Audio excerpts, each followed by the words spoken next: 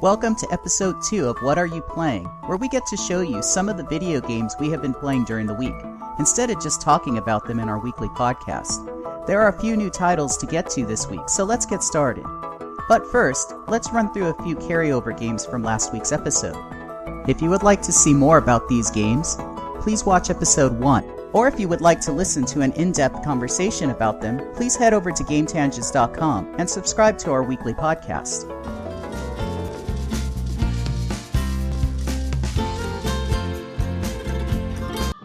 If you want to run, do it now.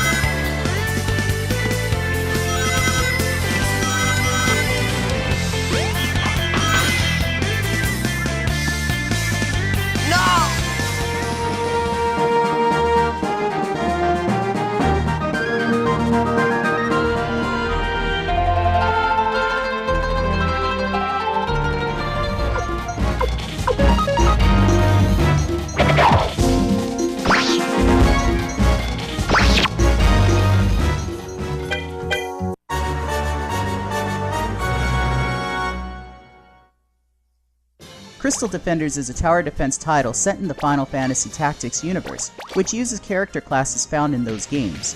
Meticulously crafted and punitively designed, Crystal Defenders is one of the most difficult tower defense titles I have ever played.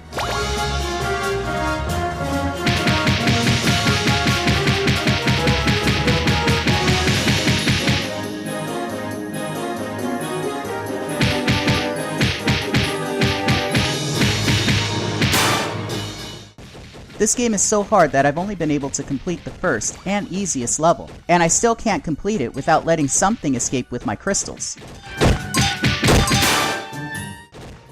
The last wave of the first level has 3 very powerful enemies run through my gauntlet of defenders, and someone always seems to make it. This game requires a lot of practice and repetition to perfect, and a lot of patience. Crystal Defenders is still fun and addictive, but it's not the best tower defense title on this week's list.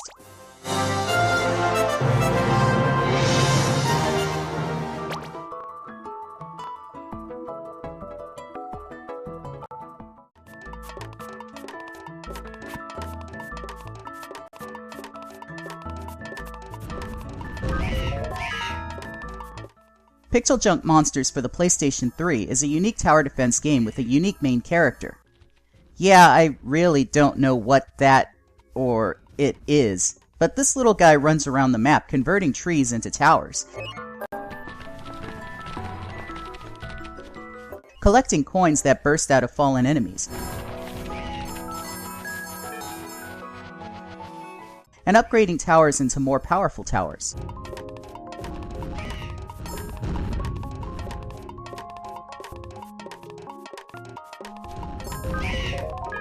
Because your little character is constantly moving around, you'll feel a sense of frantic urgency that keeps you engaged with what is happening in the game.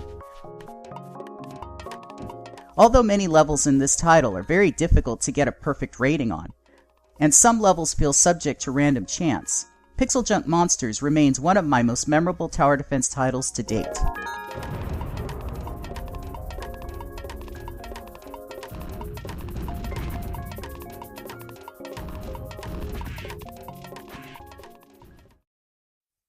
One of the biggest myths surrounding Dark Souls is that it was designed to be hard.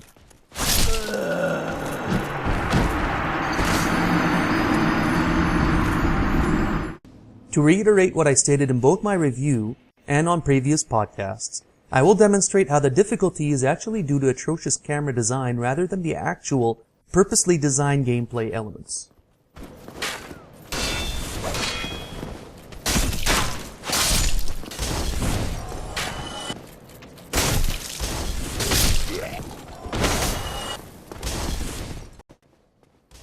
As I move around in this video, I want you to note that I am moving my character, but I'm not actively trying to move the camera.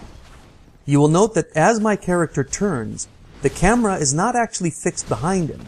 Rather, it's somewhat loose and moves according to both my character and the environment.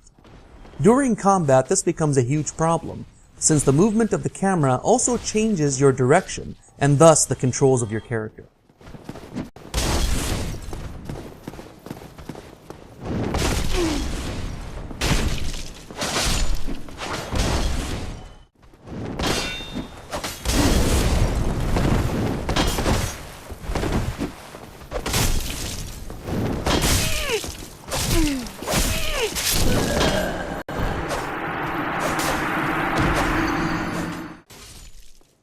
A good example of what this might be like in real life is to imagine that you're walking near a cliff. You'll always know where that cliff is because its position is relative to your own view, which is always fixed to your head. The camera in Dark Souls, however, is akin to being drunk. The world is always spinning and your perception is never fixed. Now imagine trying to play baseball or basketball while drunk. This is what it's like to play Dark Souls. The difficulty in the game is not the game itself, it's the fact that you're drunk the entire time you're playing the damn game. Sure, you can still make a few shots and maybe even dribble down the court, but ultimately you will suck at both baseball and basketball if you drank a liter of Sauza tequila before the game.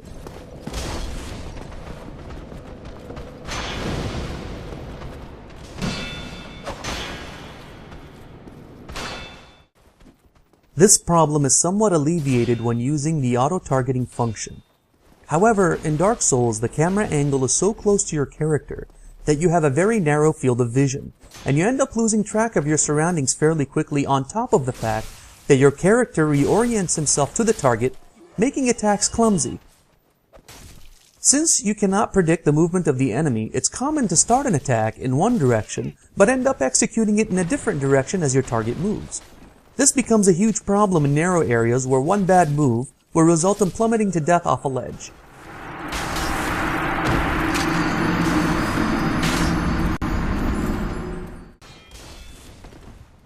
Dark Souls really loses a lot due to its poor camera design. If it were not for the camera, if it had full PC-type controls, a lot of the combat would be trivial. As such, I had to reduce the score of Dark Souls significantly because this issue is prevalent throughout the entire game.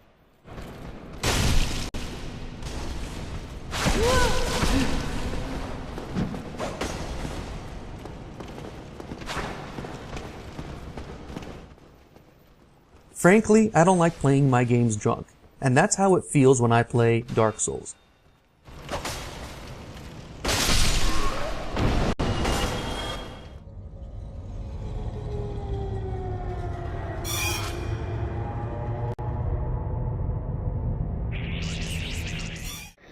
It's all falling apart here. I can't believe what's happening.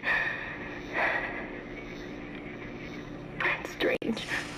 Such a little thing.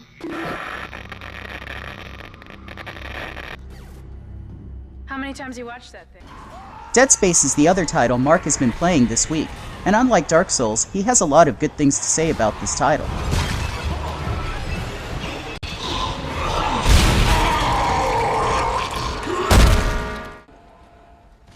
Dead Space is a game that has almost redeemed EA in his eyes.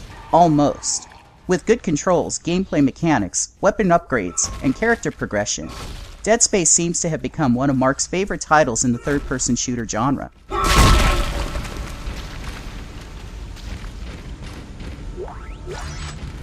Listen up, car 80. Seems like everyone was trying to pack in a hurry. There should be a security detail in here. Yeah? Well, there's not. There's nobody here. I can't pick up any broadcasts. However, there is still plenty to criticize, especially where the story is concerned. But Dead Space looks to have been one of Mark's biggest and most pleasant surprises.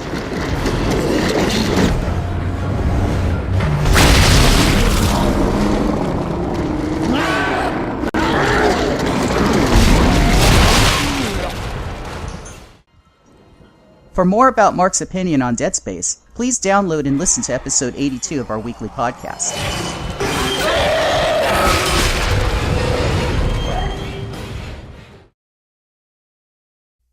So, what are you playing? Please let us know in the comments below, or head over to our Facebook page to get the conversation started.